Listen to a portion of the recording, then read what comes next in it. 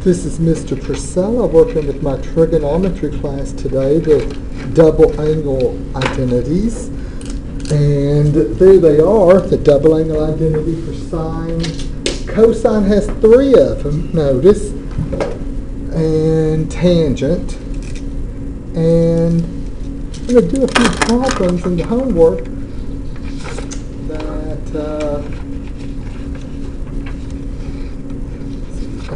maybe start with this one. This is problem number 14. It says complete this identity. Sine 2x minus tangent x. Sine 2x minus tangent x equals one of those. Well, what could we do? Well, we know the double angle identity for sine. Sine 2x we could replace with 2 sine x cosine x. And, wow, what could we do with tangent? Well, why don't we try writing it in terms of sine and cosine? Sine x over cosine x. Now, once we get to that part, well, what can we do? Well, why don't we try getting a common denominator? Now, sometimes it looks like I'm just popping this stuff out, but we're going to get a common denominator. We would need a cosine x down here. So I'm just going to multiply above and below by cosine x. And if I multiply above by cosine x, that's going to put a square right there.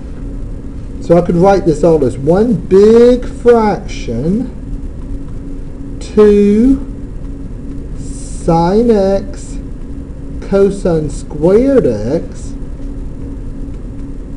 minus sine x. And then, what can I do from this point? Well, if I'm going to try to get it to look like one of these, if it's going to be tangent x, it's going to have to be sine x over cosine x, or else cotangent would be cosine over sine. So just trying to figure out what could I do once I have it all together here. I notice that there's a sine x in each term. So what if I factor that sine x from each term? Oh, I'm using that invisible orange ink. I hope y'all can see that. If I factored sine x out of each of these, I'd have a 2 cosine squared x minus, what would I need to put here in order to get this when I distribute the sine x? Yes, 1. Did y'all hear that? All over cosine x. But now, I think things start falling out. Look at this. Where's my green? The sine x over cosine x. We could write that as just, what's sine over cosine? Well, tangent x. Now, what about the stuff here in the parentheses?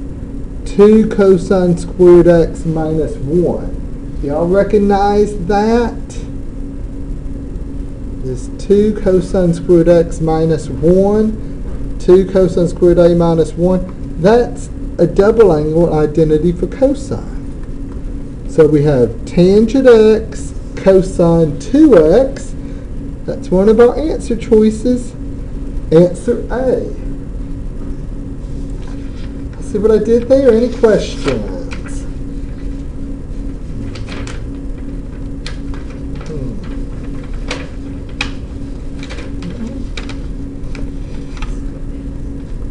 Let's do a couple more of these. So just working with some of the double angle identities.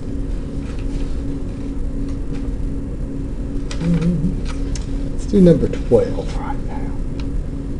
Sine x minus cosine x all squared. Well, there shouldn't be any doubt as to where to start with that. It's that 4-letter word that starts with F. If you expand sine x minus cosine x times itself, I'm foiling that out. Do it in as few or as many steps as you want, hopefully few. We'd have sine squared x minus sine x cosine x. This outer and inner you can probably do in your head. Then another minus sine x cosine x. And what's that last term going to be? Plus cosine squared x. Looks like 3 of the answer choices have a 1 in them. Y'all see where the 1's coming from? First Pythagorean identity, sine squared x plus cosine squared x. That's a 1. And then we have minus sine x cosine x minus sine x cosine x. That would be a minus 2 sine x cosine x. Now, which double angle identity is that making me think of? This stuff here in red, 2 sine a cosine a. That's sine 2x. So we have 1 minus sine 2x. That is D. Any questions there?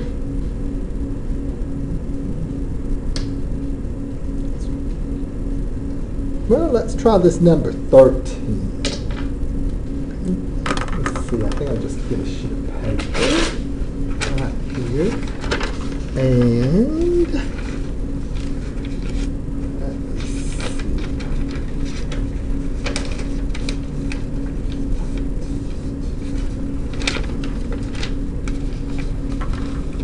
It's number 13. Can y'all see that?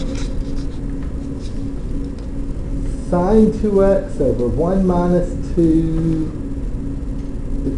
1 minus cosine 2x. So this is problem number 13. So look at how it's going to simplify, either to sine squared x or cosine squared x. In order to get cotangent x, it's probably going to simplify to cosine x over sine x, or tangent x, sine x over cosine x. So let's see, what could we do with these? This is going to be, we really need to think about these double angle identities here. Sine 2x, there's only one identity for that. 2 sine x cosine x. Then we have a 1. And this black minus right there. We're going to need to replace this cosine 2x with something. Now, looking at what we have here, looking at what our options are going to end up being, either sine squared x or cosine squared x or cosine x over sine x or sine x over cosine x. In order to get those, there's just no way you're going to be able to have this 1 here in the bottom. So I'm going to ask myself, what could I replace the cosine 2x with that'll get that 1 to subtract out? Well, I wouldn't use the first statement. If I replace cosine 2x with cosine squared x minus sine squared x, that 1's not going to subtract out. What about the next one? If I replace that cosine 2x with 1 minus 2 sine squared x. Remember, when you're replacing one term with 2, there should be parentheses there. We're going to need to distribute that black minus. And let's see what would happen if we do that. The reason I'm choosing that one is because that's the one that'll get the 1's to subtract out. So on top we have 2 sine x cosine x. What on the bottom? We have a purple 1. And then when we distribute that black minus, this was so short I don't think I'm going to need that sheet of paper. Distributing that black minus, we'd have a minus 1 and a plus 2 sine squared x. This stuff is going to simplify nicely now. Do y'all see it? The 1 minus 1 subtracts out. Now, what can we cancel? At this point, we have 2 sine x cos. You know what? Let me write it neater. We have the red 2 sine x cosine x on top, and the black 2 sine squared x. I'm going to do my canceling in purple. The 2's cancel, and we can cancel one of these signs. I'm just going to mark out the square with this red sign, x. So what we're left with is that red cosine x on top, the black sine x on the bottom, which I'm just going to go ahead and write as a black cotangent x. Okay. Oh, wait. Something's happening with the lines. There. So just sort of working some of these problems, dealing with the double angle identities. Now, let's try using some of these identities in reverse. Let's do number 11. It says, write the expression as the sine, cosine, or tangent of a double angle. Okay? And then find the exact value. Well, we can look at the unit circle to do that. Okay? Are y'all caught up with me?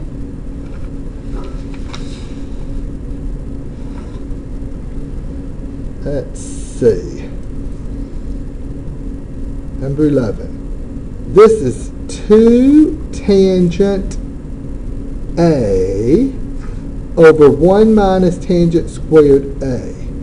So that's equal to tangent 2A.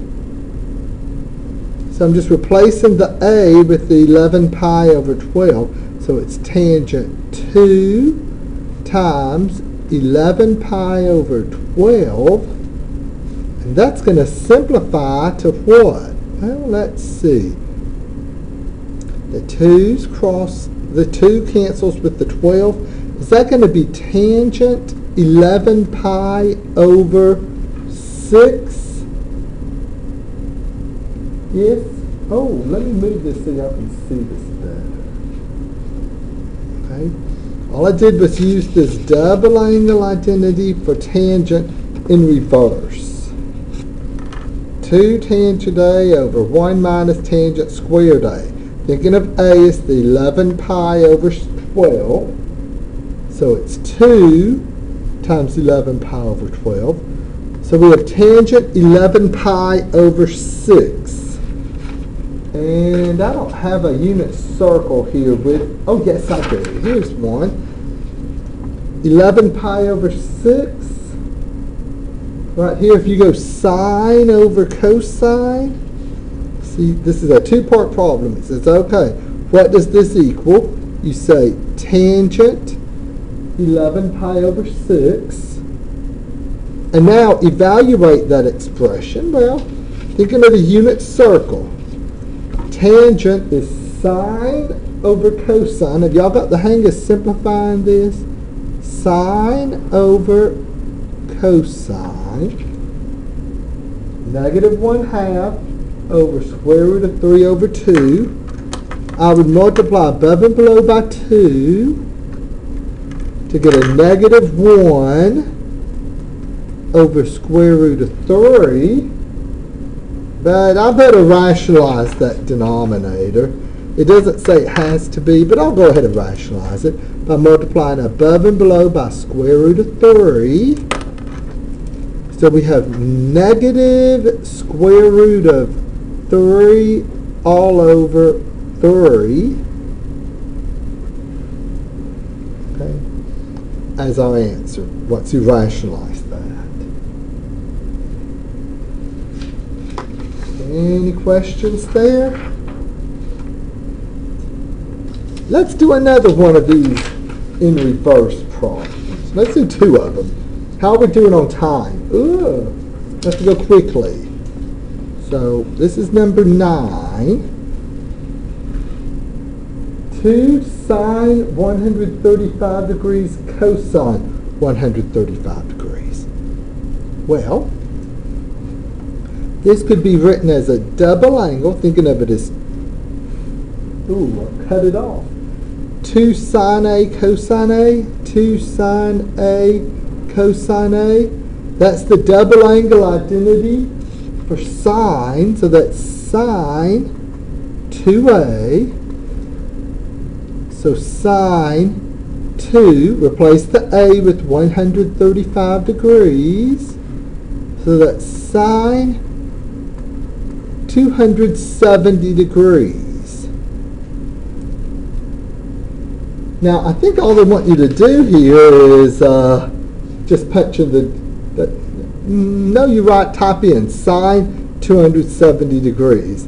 Here's where they want you to put in the exact value. Now, do you need to look at a unit circle for that, or can you see that in your head? At 270 degrees, the y value at that point of intersection is -1. So sine 270 degrees is -1.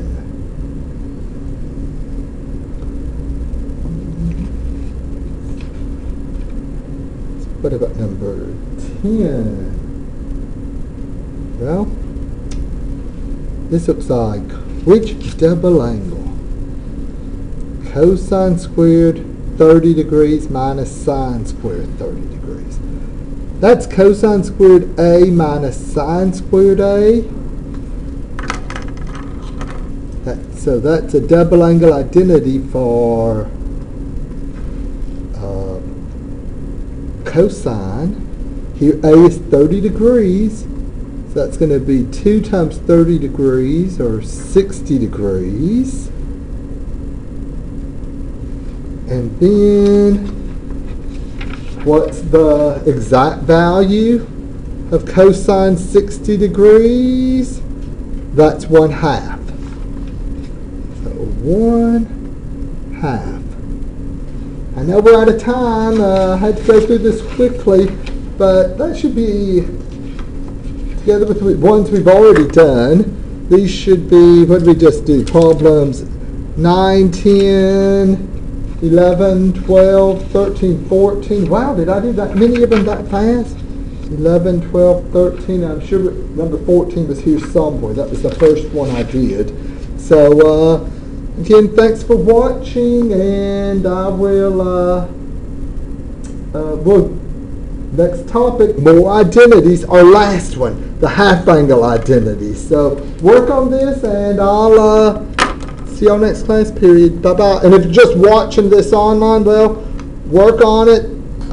These identities are the toughest part of the course. If you can make it through here, you can make it through the rest of the course. Okay, we're getting the toughest stuff done right now. I guess it's not much of a pep talk, but anyway, bye-bye.